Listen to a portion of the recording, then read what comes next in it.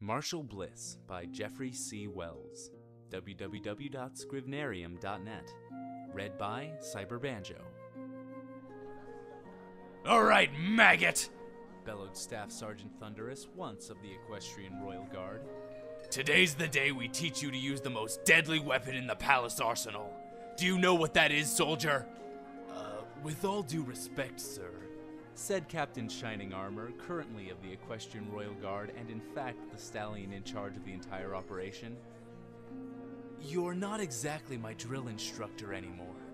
Plus, I outrank you. Shining Armor scratched his mane with one hoof and took a glance around the rather unassuming and grimy Canterlot dockyard bar he found himself in. I outrank you like 8 times. Thunderous threw back another mug of cider, his 11th of the evening, and wiped the foam off his whiskers with one powerfully muscled forearm. You think I don't know that, you lily-livered pansy? I know you're in charge of that sorry flank outfit you call the Modern Guard. Worthless. Again, with all due respect, said Shining Armor with considerable patience. They're fine Colts, sir. I would trust any of them with my life. Any one of them. Thunderous laughed, sharp and barking. Ha!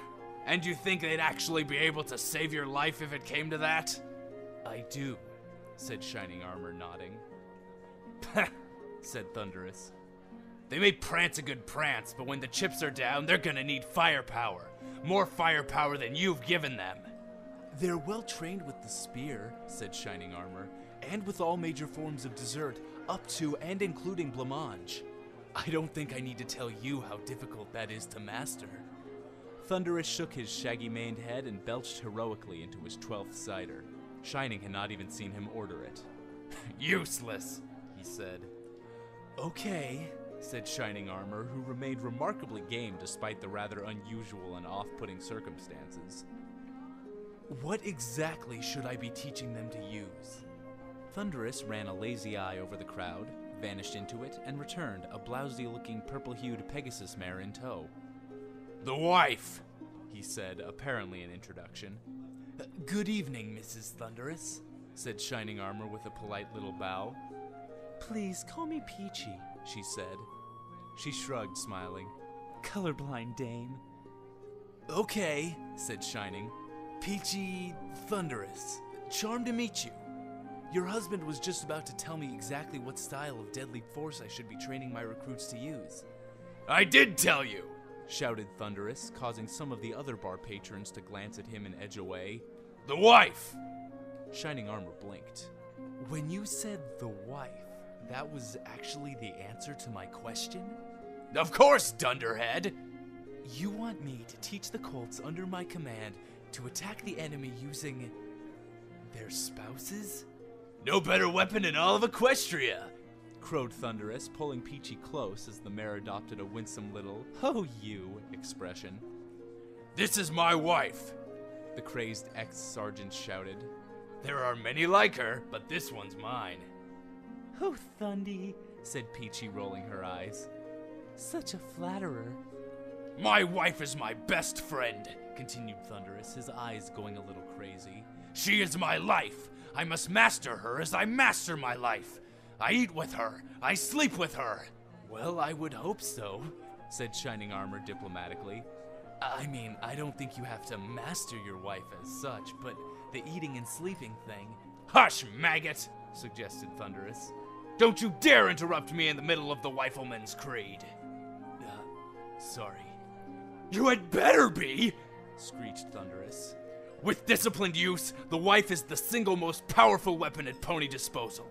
A trained attacker comes at you armed with his wife, you'd better turn tail and run. What if it's just his filly friend? Thunderous's voice got low and dangerous. Then you marry that mare, son, he nodded decisively, thus disarming him.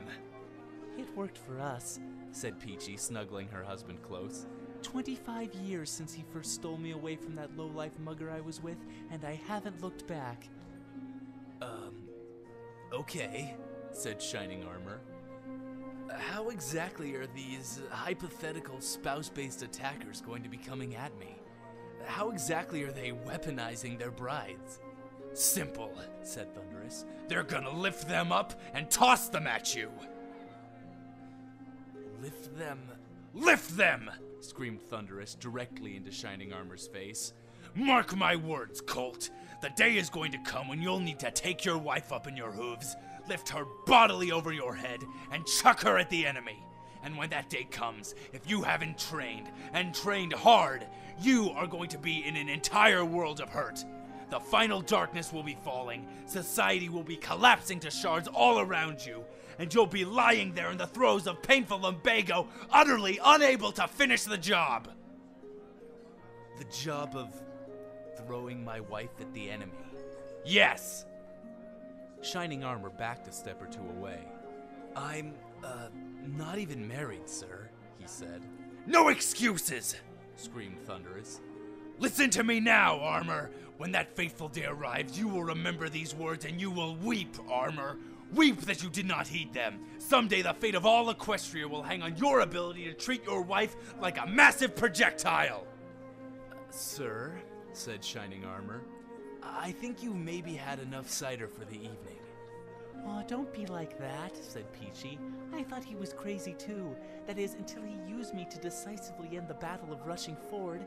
Chucked me right at the Insurgent General, knocked him on his helmet, and clang! She clopped her four hooves together. Rebellion quashed! Kind of fun, actually. She shot Thunderous a sly little wink.